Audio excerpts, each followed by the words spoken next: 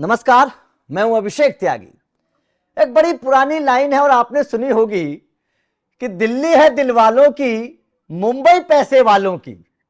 ये जो लाइन है ये अब सच साबित हो गई है, क्योंकि महाराष्ट्र में जो महायुति की सरकार है उसको 1 साल हो चुका है और इस 1 साल के मौके पर जो रिपोर्ट सामने आई है एफडीआई की या फॉरेन इन्वेस्टमेंट की, उसने हर किसी को हैरान कर दिया। क्योंकि दुनिया भर के जो निवेशक हैं, जो बिजनेसमैन हैं, जो भारत में अपने भविष्य को तलाश रहे हैं, उन लोगों की सबसे पहली पसंद महाराष्ट्र है। तो ये जो कहावत है कि मुंबई पैसे वालों की, हम केवल मुंबई की चर्चा नहीं कर रहे हैं, हम चर्चा करेंगे पूरे महाराष्ट्र की। क्योंकि महाराष्ट्र में इस वक्त जो रिपोर्ट आ रही है वो ये है कि एफडीआई के मामले में, निवेशकों के मामले में महाराष्ट्र नंबर 1 पर पहुंच चुका है, नंबर 1 पर। इससे आप अंदाजा लगा सकते हैं कि महाराष्ट्र में जो महायुति की सरकार है, बीजेपी साझेदार है। क्योंकि लगातार विपक्ष इस तरीके के आरोप लगाता रहा है कि भाई साहब बीजेपी के राज्यों में केवल धर्म की बात होती है। धर्म की बात नहीं होती है, बीजेपी के राज्यों में निवेशकों की भी बात होती है, बिजनेसमैन की बात होती है, बीजेपी के राज्यों में तरक्की की बात होती है। आप महाराष्ट्र की बात करिए, आप हरियाणा की बात करिए, आप गुजरात की बात करिए, आप उत्तर प्रदेश की बात करिए, यहां पर दुनिया भर के निवेशक अब अपना भविष्य तलाश रहे हैं और ये आंकड़े गवाही दे रहे हैं। ये कोई हम नहीं कह रहे हैं, क्योंकि आंकड़े जो आए हैं, थोड़ा सा आप लोगों को ग्राफिक्स के माध्यम से एक बार समझा देते हैं, फिर चर्चा करेंगे। आंकड़े यह है कि 1 साल महाराष्ट्र में निवेश के लिए बेमिसाल रहा है। पिछला 1 साल जो है वो महाराष्ट्र में निवेशकों के लिए बहुत बेमिसाल रहा है। दुनिया भर के निवेशकों ने अपना भविष्य देखा है महाराष्ट्र को लेकर। महाराष्ट्र के इतिहास में सबसे ज्यादा निवेशक वाला साल रहा। जब पिछला रिकॉर्ड 2016-2017 का था, जब 1,31,000 करोड़ रुपए का एफडीआई आया था। साल 2025 के पहले 9 महीने में ही कुल 1,39,000 करोड़ रुपए का एफडीआई आया। महाराष्ट्र के बाद जो 3 राज्य हैं उनका टोटल करने पर भी महाराष्ट्र उनसे आगे नजर आ रहा है। पिछले क्वार्टर में पूरे भारत में जितना विदेशी निवेश आया उसका 52% अकेले महाराष्ट्र में आया। मतलब साफ है कि 52%, मतलब अगर हम पिछले क्वार्टर में देखें पूरे भारत में जितना निवेश आया उसका 52, आधे से ज्यादा फीसदी महाराष्ट्र में आया। मतलब साफ है कि दुनिया भर के निवेशक इस वक्त महाराष्ट्र की तरफ देख रहे हैं, भविष्य की निगाहों से देख रहे हैं और ये सोच रहे हैं कि हाँ, वहां हमारा भविष्य सिक्योर है। पंकज सर, बहुत बड़ा आंकड़ा है, 52% अकेले महाराष्ट्र से पिछले क्वार्टर को देखें। कैसे देख रहे हैं इस पूरे निवेश को आप? अभिषेक, जब से महाराष्ट्र बना है, तब से ये 2024-2025 जो फाइनेंशियल ईयर है ना, सबसे ज्यादा इन्वेस्टमेंट महाराष्ट्र में आया है। आपने 2016-17 का जब रिकॉर्ड का बात किया कि इसका पहला रिकॉर्ड 2016-17 था, तो उस वक्त भी देवेंद्र फडणवीस की सरकार थी। जी। और जब देवेंद्र फडणवीस की सरकार गई तो डीप डाउन नीचे चला गया विदेशी पूंजी निवेश। और फिर जब देवेंद्र फडणवीस की सरकार आई तो रिकॉर्ड इन्वेस्टमेंट 2016-17 का रिकॉर्ड तोड़ दिया।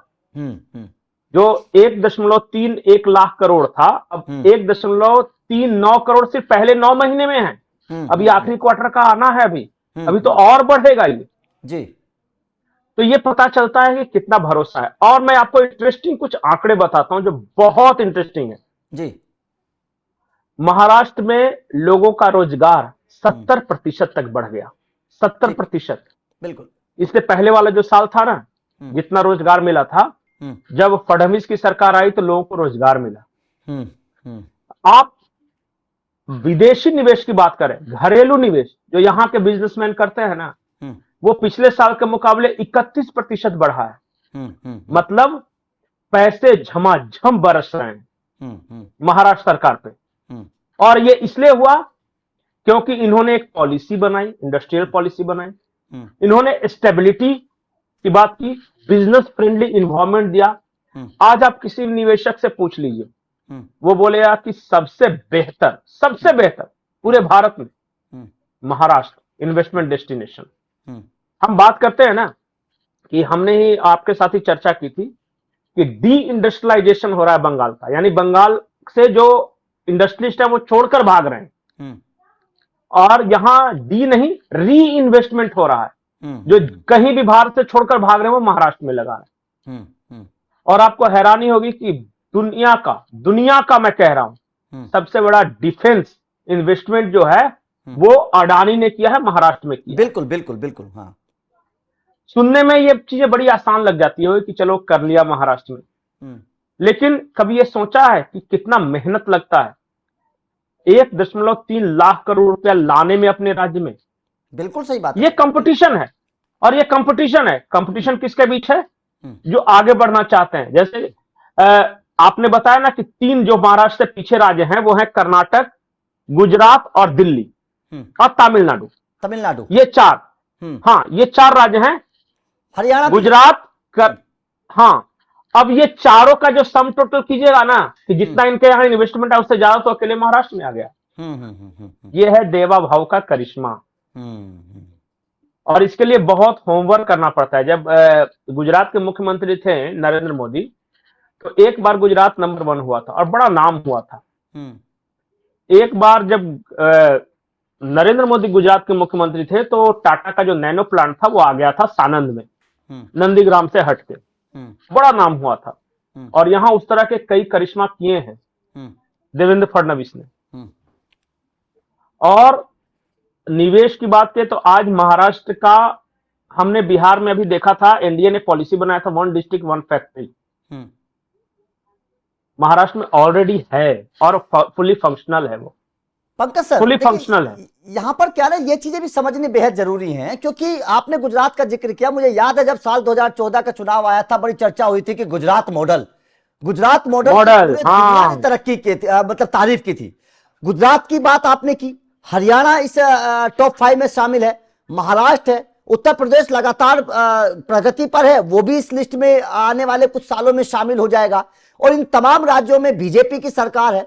तो कुल मिलाकर बात यह कि अगर इन्वेस्टर किसी राज्य में जाता है तो वो कानून व्यवस्था सबसे पहले वहां पर देखता है कैसी है। मतलब साफ है कि अगर निवेश हो रहा है तो मतलब साफ है, इन्वेस्टर इस बात की गवाही दे रहा है कि कानून व्यवस्था ठीक है। दूसरा होता है कि सरकार के नियम कायदे इन्वेस्टर के हिसाब से है या नहीं है। अगर इन्वेस्टर इन राज्यों में जा रहा है तो मतलब सरकार के नियम कायदे भी व्यापार के हिसाब से सब कुछ ठीक है। तो मतलब तो साफ है ना, जो विपक्ष आरोप लगाता है कि भाई साहब बीजेपी तो केवल भगवा की बात करती है, धर्म की बात करती है, बीजेपी तो हिंदुत्व की बात करती है। बीजेपी बात नहीं कर रही है, बीजेपी निवेशकों की भी बात करती है सर, क्योंकि ये तो गवाही दे रहे ना आंकड़े। अभिषेक, तो एक पुरानी कहावत है। हाँ, कहावत यह है कि लोग कहते हैं कि दुनिया में राज होता है तलवार से, बल्कि मैं कहता हूं दुनिया में राज होता है कारोबार से। कारोबार से, बिल्कुल, कारोबार से राज होता है। जिसका जितना बड़ा कारोबार वो उतने वक्त तक दबदबा बना के रखेगा। अमेरिका उदाहरण है। बिल्कुल सही बात, बिल्कुल सही। और जब कारोबार बड़ा होता है तो तलवार भी बड़ा हो ही जाता है। भिखारी के हाथ में तलवार का कोई महत्व नहीं। बिल्कुल, पैसा हाथ में हो तो और आज की दुनिया, बिल्कुल। और एक आज की तारीख में Maharashtra fastest growing investment destination है। इतना इन्वेस्ट हुआ है ये मत समझिए कि ये स्टेगनेंट है, फास्टेस्ट ग्रोइंग इन्वेस्टमेंट डेस्टिनेशन है। 20% की रफ्तार से एफडीआई बढ़ रहा है। तो मैंने 3 बातें आपको बताई कि 31% के रफ्तार से वहां घरेलू इन्वेस्टमेंट बढ़ रहे हैं जो यहां के व्यापारी हैं। 20% की रफ्तार से इसका एफडीआई फ्लो बढ़ रहा है ओवरऑल। और 70% की रफ्तार से रोजगार बढ़ रहा है। अगर पिछले साल 100 लोगों को रोजगार मिला था तो इस साल 170 लोगों को रोजगार मिला। ये मामूली बात नहीं है। आपने अभी गुजरात मॉडल की चर्चा की ना, मैं दावे के साथ कह रहा हूं कि मार्केटिंग अगर हुई होती तो आज देश भर में महाराष्ट्र मॉडल की चर्चा होती। बहुत सारे लोग ये कहेंगे कि अरे महाराष्ट्र के पास तो मुंबई है, वो ऑलरेडी पहले से डेवलप था। बात मुंबई की नहीं है। मुंबई में इस बार इन्वेस्टमेंट कम आया, महाराष्ट्र के अलग अलग जिलों में ज्यादा आया है।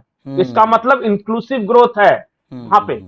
और जो 70% रोजगार मिला है ना, वो सतारा, सांगली, कोल्हापुर, जलगांव, ये यहां के लोगों को मिला है। ये सोलापुर भी है उसमें।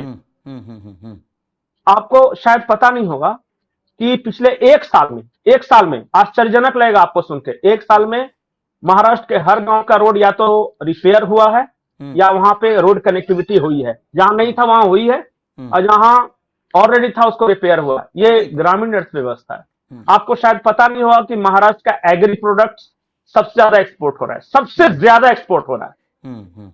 ये सब आंकड़े गिनाने में बहुत आसानी होती है, लेकिन जो काम करना पड़ता है ना, ये एक साल में कम अचीवमेंट नहीं है। बिल्कुल सही। और आपको पता है कि इन्होंने टारगेट क्या रखा है? टारगेट रखा है 4 लाख करोड़ 4 साल में, हर साल 1 लाख करोड़ बढ़ाना है इन्वेस्टमेंट।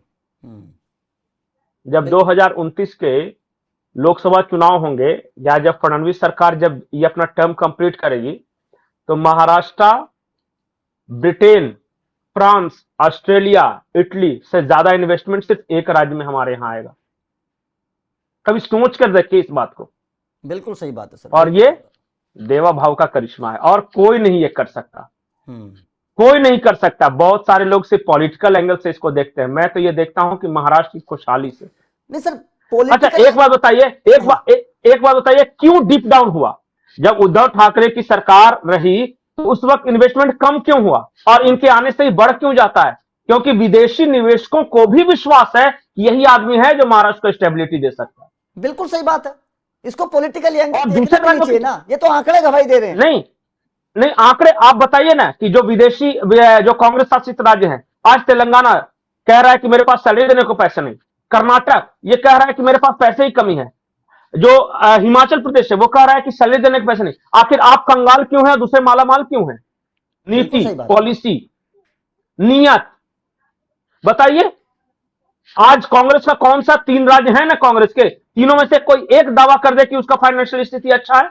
और तो और हमने ही डिस्कशन किया था 2 दिन पहले कि जो सहयोगी दलों की जहां सरकार चल रही है, कांग्रेस के सहयोगी दलों की, जैसे झारखंड, वो कह रहा है कि हम दिवाली होने के गार पे। काहे भाई दिवाली होने के गार पे हैं?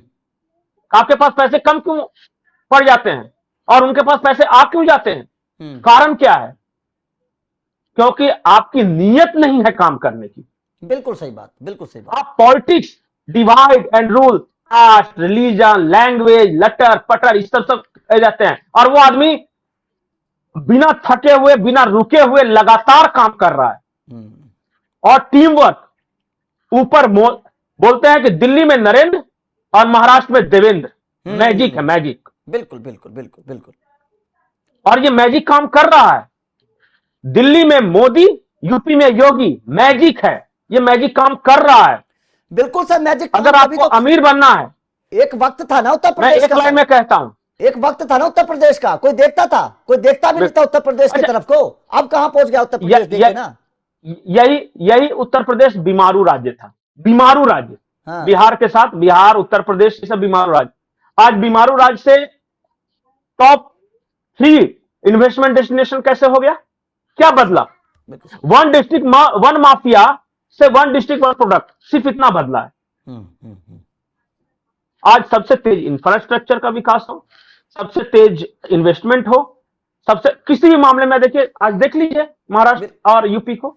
बिल्कुल सही बात, बिल्कुल सही बात। इसलिए मैं बोलता हूं कि भैया, जात पात कर लोगे, भाषा भाषी कर लोगे, क्षेत्रवाद कर लोगे, जातिवाद कर लोगे, काम कहां से करके दिखाओगे? काम में कंपटीशन करो, तब माने कि तुम हो। बिल्कुल सर, आपने ले आओ, मैं ले आओ, मैं बोलता हूं ना कि कर्नाटक में कांग्रेस की सरकार ले आओ 1 लाख करोड़ का इन्वेस्टमेंट, तब मैं जान जाऊं कि तुम्हें दम है। नहीं दम है। और ये 1.5 लाख करोड़ का इन्वेस्टमेंट करवा के, और अभी टारगेट रखे हुए 4 लाख करोड़ का। लो 4 लाख करोड़। पैसे कमाना मुश्किल है, पैसे खर्च करना तो हर किसी को आता है, किसको पैसे खर्च करना नहीं आता? और एक बात जान जाइए, नरेंद्र मोदी कड़वी गोली की बात करते हैं। घर का जो गार्जियन होता है ना, घर का गार्जियन, जो गार्जियन ये कहता है अपने बाल बच्चों से कि बेटा कुरकुरे मत खाओ, चिप्स मत खाओ, ये मत करो, बाजारू चीज मत खाओ, तो वो कहता है मेरा गार्जियन खुसड़ है। लेकिन उस बाप को पता है कि घर का बना हुआ चीज खाएगा तो ये स्वस्थ रहेगा। तो homemade, India made, made in India, स्वदेशी, आत्मनिर्भर भारत इस देश के स्वास्थ्य के लिए अच्छा है।